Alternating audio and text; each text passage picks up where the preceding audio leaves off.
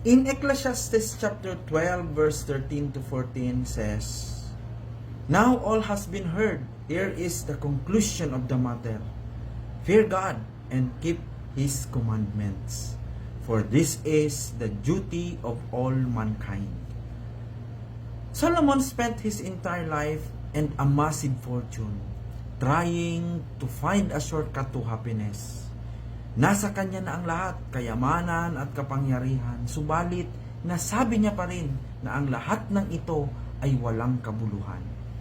He realizes that meaning isn't found in what we accumulate, but in who we belong to. By saying, "Fear God and keep His commandments," He is pointing us toward an anchor. Ang pagkakaroon ng relasyon sa Diyos ang pinakamahalaga at may kabuluhan. Ito ay pagkilala na ang Diyos ang sentro ng ating buhay. When we stop trying to focus on material things and start trusting God, the meaningless chores and fleeting moments of our lives suddenly take on eternal weight.